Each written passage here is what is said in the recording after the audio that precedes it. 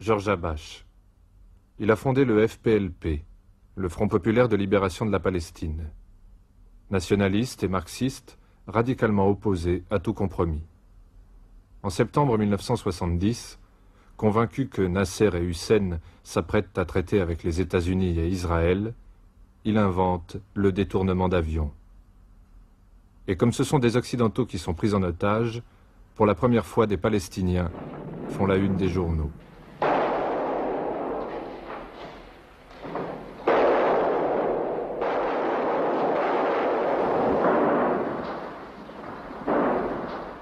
Il n'y a pas de victime à Zarqa, mais le roi Hussein de Jordanie a compris le message.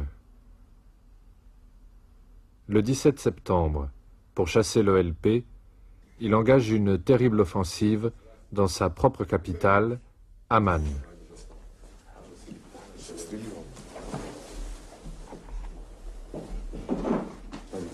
Il n'existe presque pas d'image de ces journées de septembre qui font au moins 3000 morts parmi les fédayines.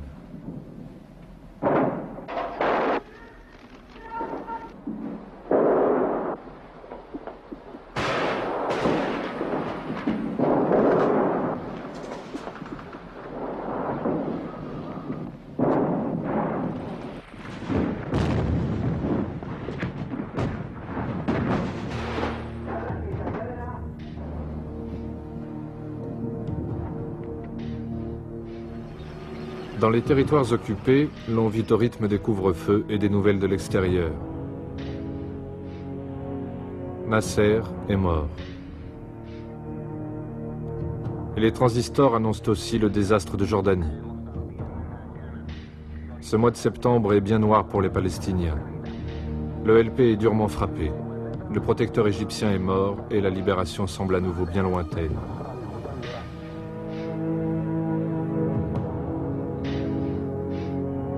Avec Arafat, 50 000 Palestiniens quittent la Jordanie, d'abord pour Damas, puis pour le Liban où l'État est trop faible pour contrôler leur action.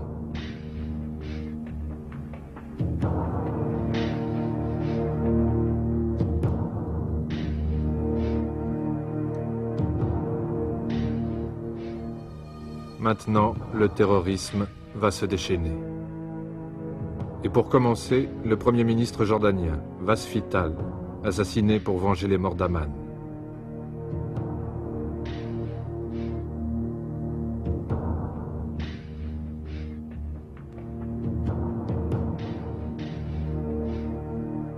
Ensuite, c'est l'Occident qui paye pour son soutien à Israël. En Hollande, en Italie, en Allemagne.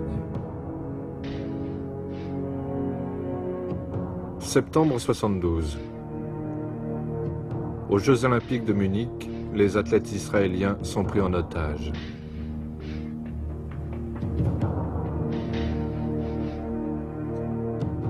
Pour le monde entier, les Palestiniens oubliés existent, mais ils ont maintenant ce visage, la cagoule du terroriste.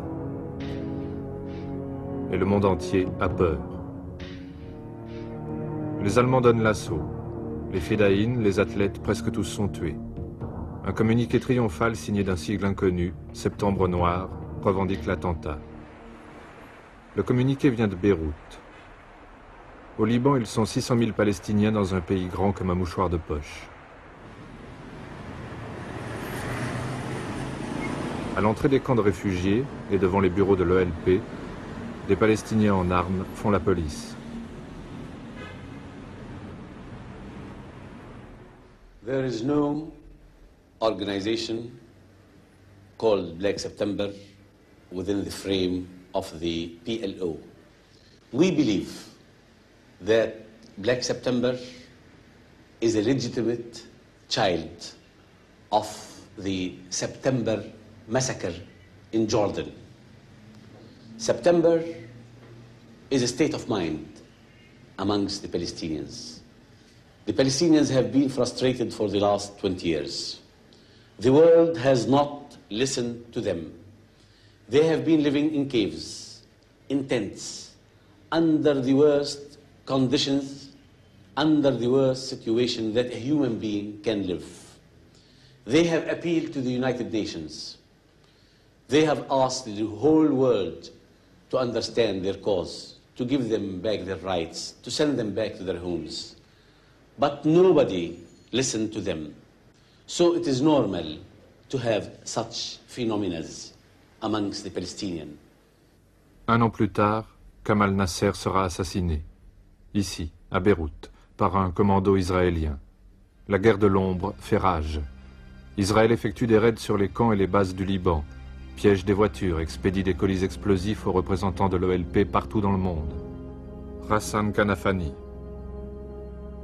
Abou Youssef Nadjar, Kamal Adwan, Wael Zouatir, Mahmoud Amshari, toute une génération de dirigeants de l'OLP décimés par le Mossad.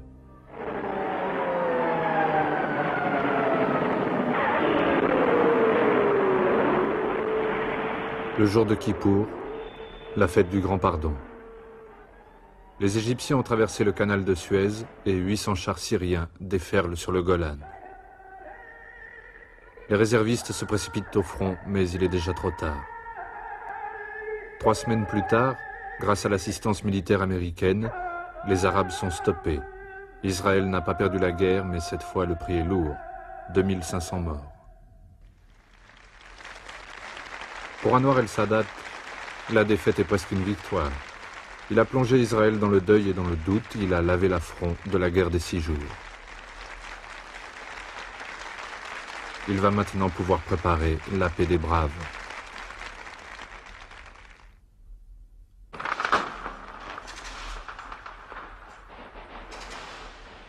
En Israël, c'est encore la terreur quotidienne. À Maalot, une petite ville frontalière peuplée d'immigrants, les enfants d'une école sont pris en otage par un commando venu du Liban. L'armée israélienne ne cède pas au chantage et donne l'assaut. Les Fédayines sont tués et avec eux, 21 enfants.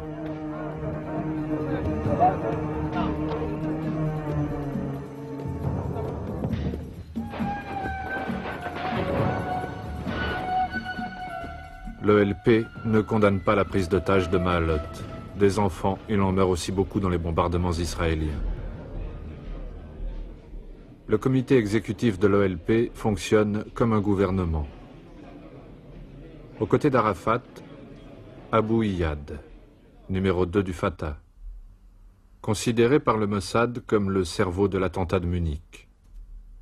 Comme d'autres, il a évolué. Il pense qu'il faut changer de stratégie et que la lutte armée doit maintenant déboucher sur le combat politique.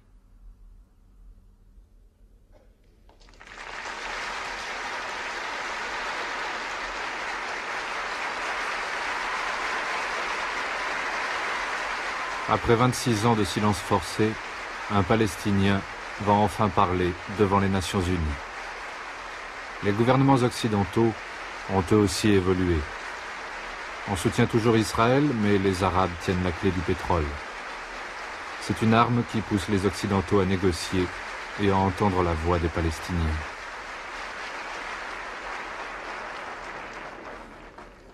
سيادة الرئيس، إنني كثائر من أجل الحرية. إنني ثائر من أجل الحرية. وأعرف كثيرين من الجالسين في هذه القاعة كانوا في مثل المواقع النضالية التي أقاتل منها الآن، واستطاعوا من خلال نضالهم أن يحولوا أحلامهم إلى حقائق. إنهم شركائي في الأمل والحلم. لقد جئتكم يا سيادة الرئيس بغصن الزيتون في يدي وببندقية الثائر في يدي،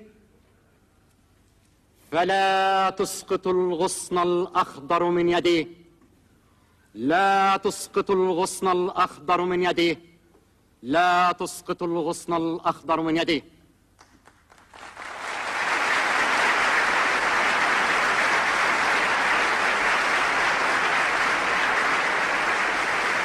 Il a parlé, mais il n'a pas prononcé le nom d'Israël.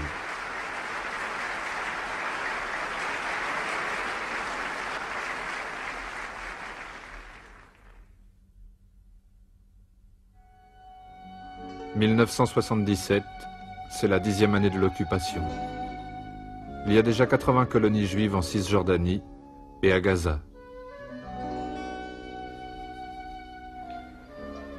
My personal motivation and that of the people who came with me was a religious national motivation, which included 2 commandments. One of them was to rescue the land of Israel from desolation. As you can see around, it's desolate.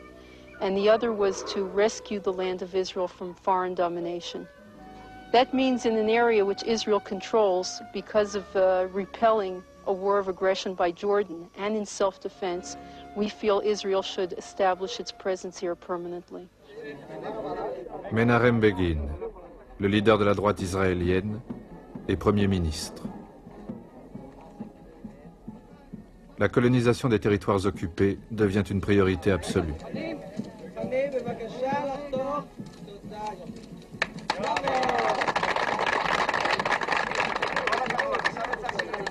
Il ne rendra pas un pouce de la Cisjordanie qui a retrouvé son appellation biblique de Judée-Samarie, ni du Golan, ni de Gaza. Pourtant, c'est Begin qui va accepter de rendre le Sinaï à l'Égypte, qui est maintenant sous influence américaine et ne constitue plus un danger pour Israël. Le 19 novembre 1977, la fin d'un tabou. À la tribune de la Knesset, le Parlement de Jérusalem, Sadat est le premier dirigeant arabe à reconnaître Israël.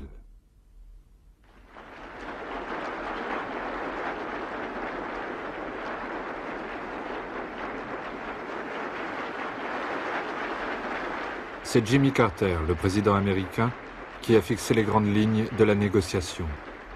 La paix, en échange des territoires, une patrie pour les Palestiniens.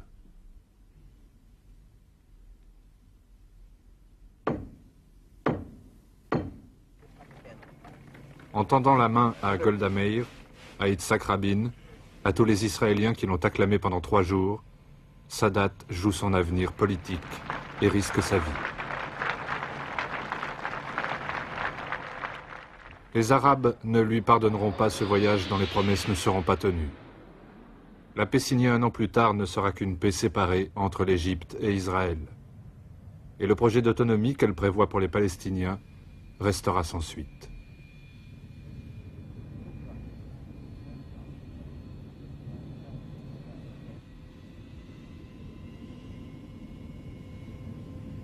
L'Égypte sera exclue de la Ligue arabe et Sadat sera assassiné en 1981.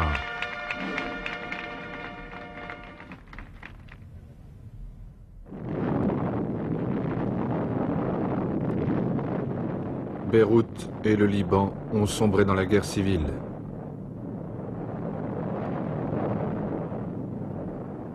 Au premier plan, Hafez al-Assad, le puissant voisin syrien. Froid, incontournable et manipulateur. Il joue des renversements d'alliance au gré de ses intérêts. Sur le terrain face à face, Pierre Gemayel, dirigeant maronite à la tête du parti de droite, les Phalanges. Il pense qu'il faut chasser les Palestiniens du Liban. Et Kamal Jumblat, le chef des Druzes et de la gauche.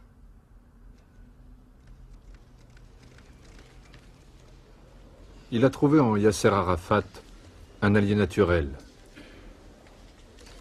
Et tous deux se confortent mutuellement.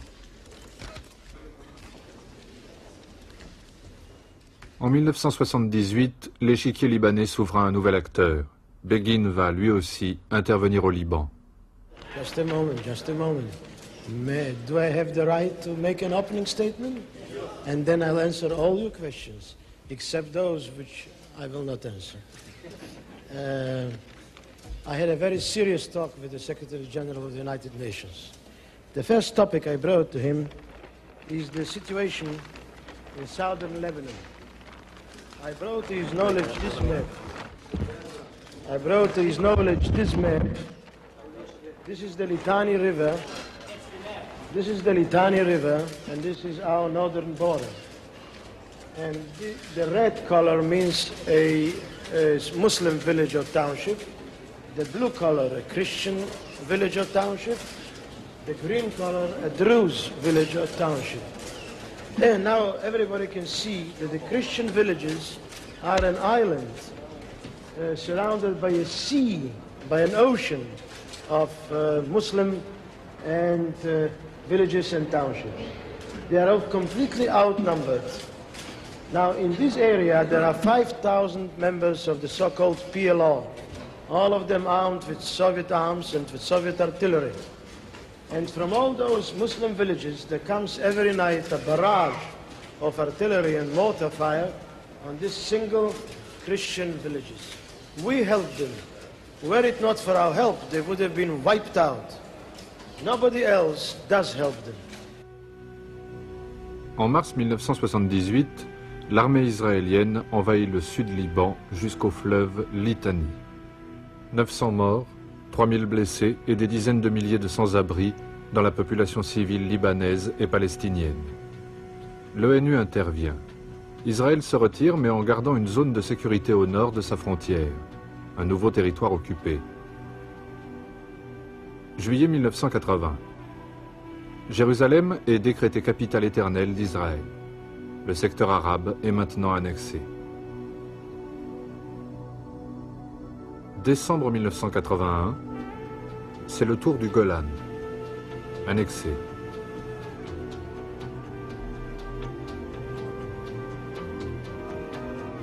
Avril 1982, en application des accords de paix avec l'Égypte, le Sinaï est restitué, malgré la résistance des colons israéliens évacués de force. Prochain objectif, Beyrouth. Une guerre se prépare, un face-à-face entre Israël et l'ELP. La ville est coupée en deux par 12 ans de guerre civile. À l'est, le réduit chrétien tenu par les phalangistes, alliés d'Israël. À l'ouest, dans le secteur à majorité musulmane, les camps de réfugiés palestiniens, Sabra, Shatila, Borj al-Barajneh et Fakani, le quartier où se trouve le siège de l'ELP, cible choisie par Israël. Le 6 juin 1982, les Israéliens entrent une nouvelle fois au Liban. Cette fois, ils ne s'arrêtent pas, remontant vers le nord, détruisant les bases, ratissant les villes, tuant et arrêtant des milliers de Palestiniens et de Libanais.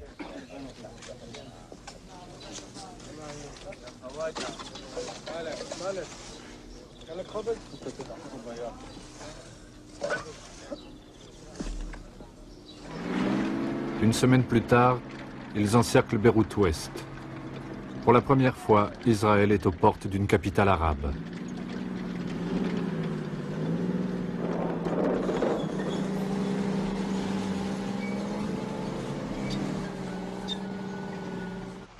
Ariel Sharon, ministre de la Défense, applique un plan mis au point depuis 2 ans. Installer un pouvoir phalangiste au Liban et anéantir l'ELP une fois pour toutes.